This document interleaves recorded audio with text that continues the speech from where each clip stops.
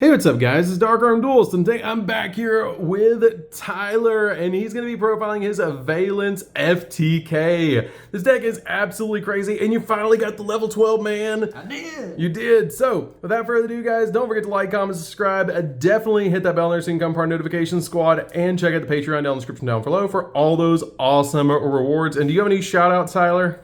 Shout-outs Team Problems, best team in Alabama, as usual. All right, so let's go ahead and get straight on into this and see what you're playing. Alrighty. So, it's the usual 40 main, because you got to keep this FTK as consistent as possible. You know, very, very fun, interactive Yu-Gi-Oh! And we start with the 3 Shinomes. Hey, shout-outs to Jordan, my buddy Jordan. He gave me this collector rare. I need 1 or 2 more. He's always so generous. This is my first time seeing it in person. It looks so beautiful. It really does look nice. So this card is 1 card FTK in the entire deck. It gets your spell card on summon, because all the Vaylants can summon from the scale in the same column. And she adds a spell when she's special. And when she's moved to a different column, she can add a Vaylants monster from deck to hand. She's very integral to your FTK, because she's 1 card FTK. I love how they're basically like the pendulum scales are like their spawn points, and then you just move them forward. Yep, it's just you're playing a board game. We got 3 Scion. This card allows you to go second. It allows you to, when he's special, you can target a monster on the field and either heads, you flip a coin. If heads, you impermanent, tails, you have its attack. So usually it can be a free negation bait. I really like this card, and plus the level 4, so you make rank 4 plays. And when he's moved to a different column, you target a card on the field. You either heads, destroy it, tails, return it to the hand. And then it works really well with, I call him DP, man, the Arctos 12th, the new fusion from Photon Hypernova. And these 2 cards combo together allow you to pop 2 cards or pop 1, return the other to hand. So it works really well in tandem with him. Next we got 3 Nizuki, the Vaylants Ninja. He's just your big. He's pretty much your big Valiance, because the Arctos the 12th requires 2 level 5 or higher, so you need to be playing quite a bit of the big guys.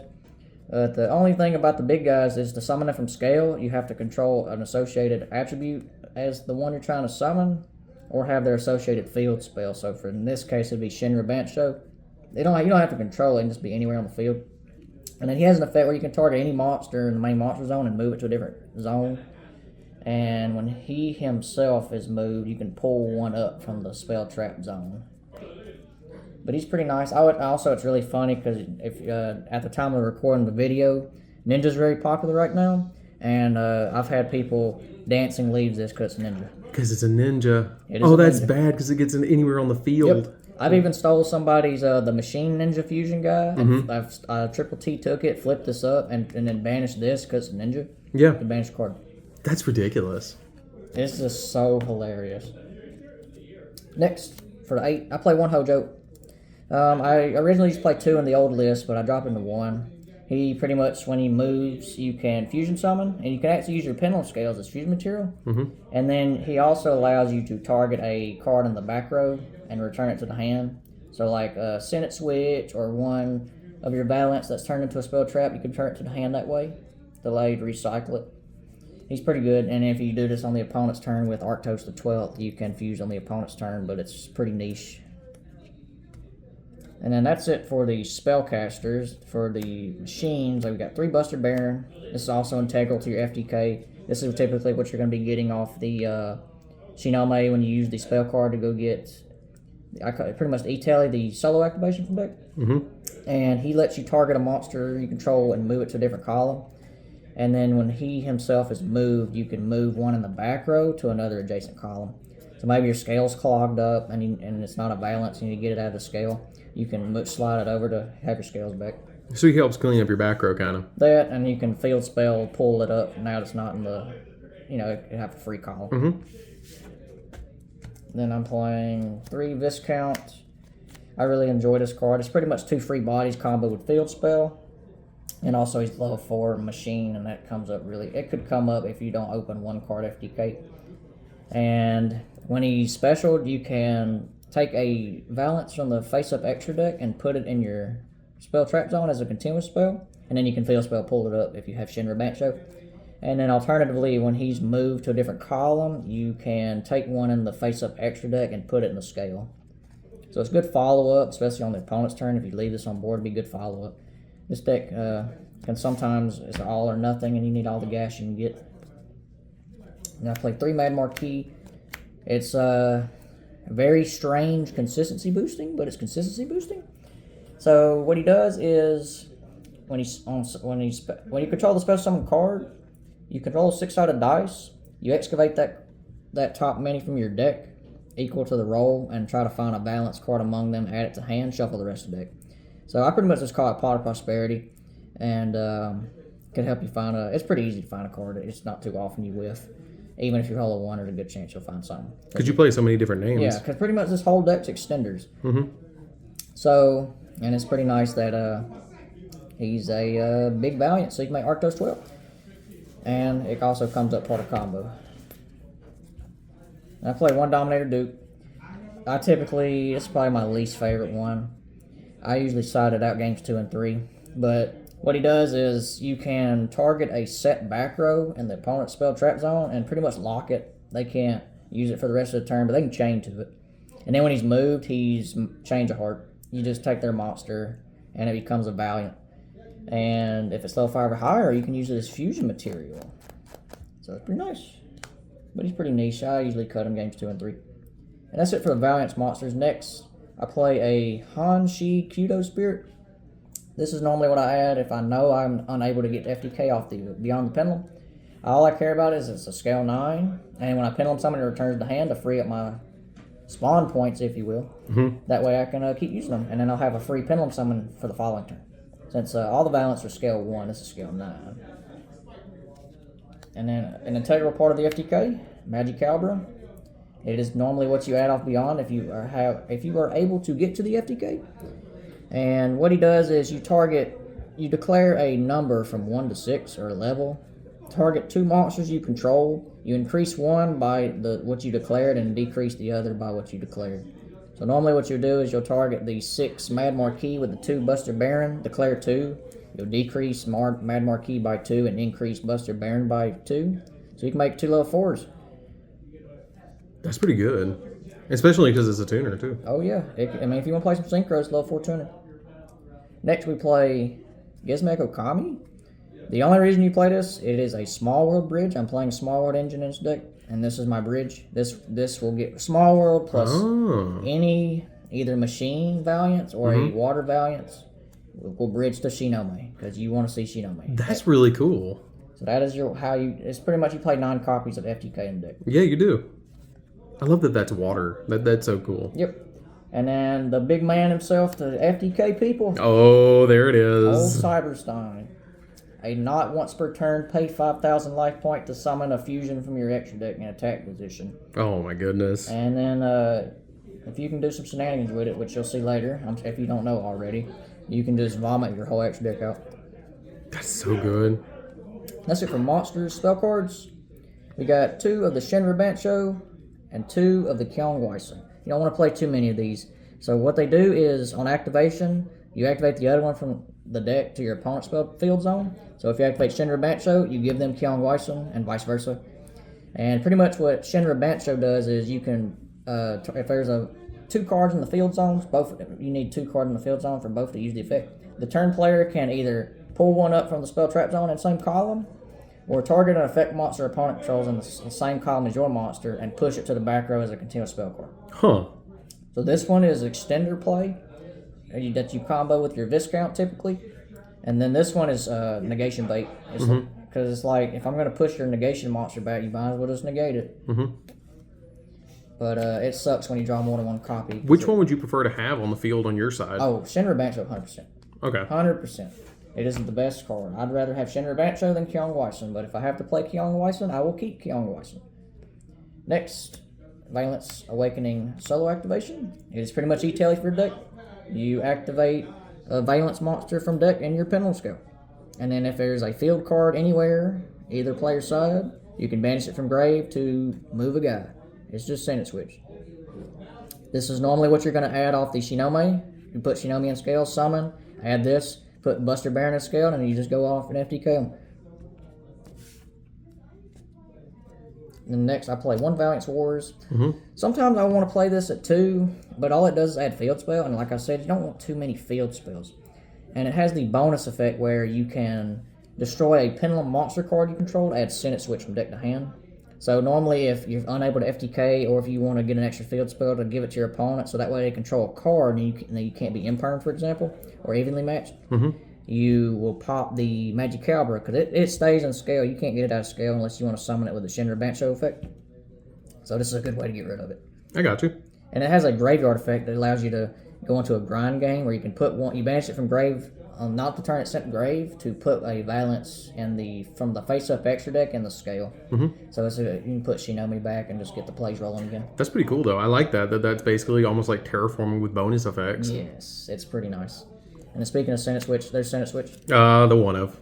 It's a soft once per turn, target a monster and move it to an adjacent unoccupied monster zone. And Hojo can target this and return it to the hand so you can use it again. Wow. And this came up today where I went against ninjas and I had he Book of Moon, one of my monsters, and I could use this to move it because it didn't say face up. So you gotta love that caveman text, I guess. That is so weird that they made an archetype based around that entire card. Like the whole archetype is Senate Switch. Pretty much when I read the Vaylants Wars and you could add the Senate Switch, I was like, I have to play this deck because Senate Switch is a funny card. I just like column mechanics. That's why I love this deck so much. And then we got the Small Worlds. That's how you're going to get to your Shinome. You can reveal any Vaylants, and as long as you don't have the Okami in your hand, you can reveal any Vaylants, middle bridge to the Okami, and go get Shinome. Or if you're missing another integral piece, you can go get that. It is pretty nice. You can also do Magic Caliber. It is a water spellcaster as well. That's weird. I didn't know that until a few days ago, actually. And then next, important for your FTK, 3 telekinetic charging cell. You don't pay for nothing. It just says psychic type monsters don't have to pay their life to activate their effects. You can only equip it to a psychic. So you have to change cyber-stein to a psychic, and you can just use this effect as many times as you want. It's pretty good. Reproduxorus, I'm assuming. Yes, it involves him. And then last 40th card called by. Everybody's playing Ash. Ash kind of sucks, so we need this to sack. Need to stop it. Absolutely. That's All it. right. 40 main. Keep it consistent and tight as you can. All right. So let's take a quick look at that extra deck. Okay. For fusions, we got the big man, the DP man. Hey, Arctos, the new one. Arctos the 12th. I love this card. It is pretty much DP. That's why I call it DP. He says, quick effect, you can switch the locations of 2 monsters in the main monster zones with each other. And then when a card on the field is moved, you can even move your opponent's stuff with this. If he sees a card, swap zones. He pops a card on field. It's not target. And he is a scale 12, which could come up for a high scale. But the only problem I have with Arctos 12 is he doesn't go to the scale like a normal extra deck pendulum when he's destroyed. So you have to use Vaylants Wars to put him back if he's ever destroyed, or you can use Viscount. And when he's in scale, he can Senate Switch something or summon from the scale in the same column. And then he's really easy to make. You can either fusion summon it, or you can just use two level 5 or higher Vaylants and just summon it for free. Kind of like how the ninjas do. Yeah, it's pretty much like that. Yeah, it's kind of like contact fusion. No polymerization necessary. Then we got Momonoka. He's pretty much the OG boss, but I think Arctos has outclassed him by a mile. He is a quick effect. I believe it's main phase. Yeah. Main phase quick effect. You can target an effect monster opponent controls and just push it to the back row. And if he pushes a monster, if they have one in the back row and they get pushed to the back row in the same column, the back row that was there also immediately gets destroyed. If there's ever a monster there, they lose life equal to its attack. And then he actually goes to the scale when he's destroyed. He's the only one that does that. And then he has the effect same as Arctos, you summon from scale or Senate Switch something. That's pretty good because you can actually lock down pendulum scales. Like if they have a pendulum scale, you can push a monster back into their scale that's not a pendulum monster. Yeah. Because your opponent can also use your field spell. So they ever use field spell to pull a guy up, you can just say, can just say push back. That's pretty good though. Back. So he's okay. You can go into Hojo and summon it on the opponent's turn if you use Arctos 12. You can pop a card and summon this to have another interruption. And then next I got the Grand Duke. He's another, you contribute a level 5 or higher Vaylants that was in the extra monster zone column and just summons for free, or you can just use 2 Vaylants to make it the old-fashioned way. On special summon, he targets a monster card that's in the back row. He returns it to hand, they take damage equal to its life points, and he gains half the damage of attack. Kind of like a Dark Rebellion, in a way. And he gets pretty big, but he also does not go to the pendulum scale when he's destroyed. He has the same pendulum scale effect as the other 2. He can come up to when you want to close out games, or just get rid of a boss monster that you put in the back row to kill on Wyson. Then next we got the sea monster Theseus, the best monster of 2017. He's integral to your FTK because he's a level 5 tuner. I got you. That's all you care about. He's a level 5 tuner that cyber-stein can summon. And the dumb card. Oh, there it is. Dumb card. There it is. Big bird. Blaze Phoenix, the blazing bombardment bird. This is what you'll be summoning off your when you use Cyberstein 3 times. He says the opponent will take 300 damage for every card on the field, including yours and his or hers.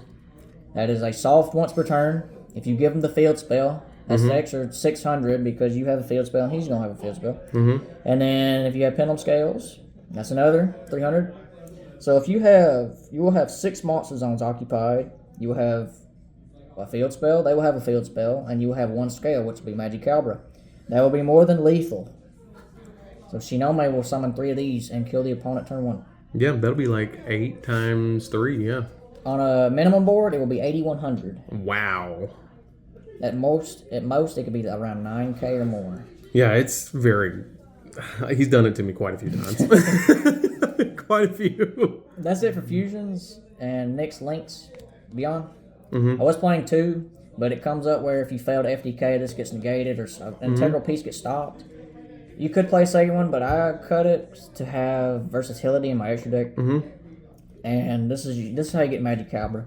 If you already have Magicabra or the scale 9 Hanshi Kyudo Spirit, you will just go get any Valiants you're missing. And then it's got 2 down arrows, and then go second, you can pop 2 cards. Pretty good. Next we got IP. Generic link material when you fail to FTK. You need to make it some kind of board so you don't lose. And I got Reaperdocus. This is important for your FTK combo. You will target the Reaperdocus will target the Cyberstein to make it a psychic type. And then you can just link this off and whatever you want. It doesn't have to remain on field to keep the type change. You just need to make it a psychic so you can equip that equip spell to it. Yes. So you don't have to pay for effect. Absolutely. Then we got, this is what I cut the second Beyond for Unicorn. It comes up when you want to IP make this because a lot of people can't play through the shuffle.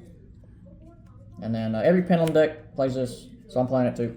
Just Avermax with IP, can't be targeted, can't be attacked, can't be destroyed. It's just annoying towers get over. And then last link is Oppo.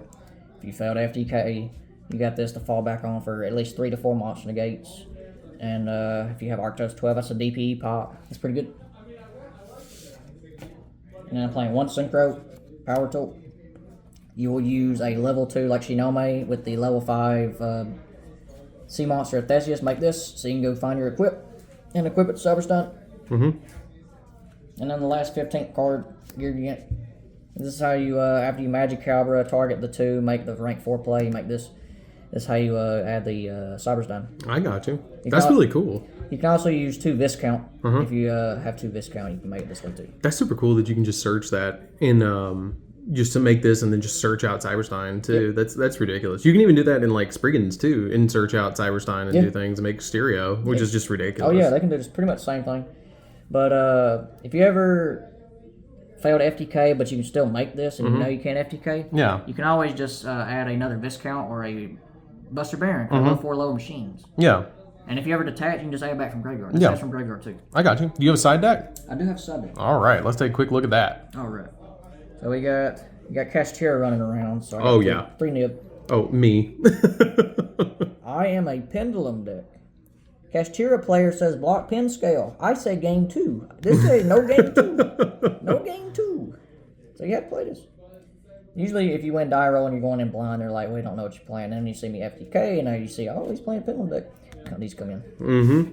Because I want to go first and lock the zones. You can't let me go first. And then Book of Eclipse. This is a really good popular card right now. Just book them and everything. FTK. I don't care if you draw an end phase because there won't be an end phase. This can be Ash, but if I can play through your board, I don't care if this gets Ashed. Well, yeah, if you're just going to FTK through it, so... You're not going to Ash the Shinome. No. That's the integral part of the combo. No, we don't do that. And then you got D-Bears. Call whatever you don't want to see. You see Sword Soul, you call Synchro. You see Branded, you call Fusion. Cashier, you can call Exceed, but I mean... Cashier don't really care about this. We just make Fenrir and Unicorn pass. You'll just sit on a bunch of 7s and pass. And then, Unicorn, look at my extra deck. Hey, look, there's an FTK piece. Gone. Every deck profile. Absolutely. I hate back row. I hate it. I keep the FTK stuff going in a second. I don't need Battle Phase. You're dead. No. And Trap Tricks Structure deck just come out, so everybody's playing Trap Tricks. 2 Lightning Storm, Trap Tricks, cost spell traps. Chain all your stuff. And then FTK. Yep. The 15th card.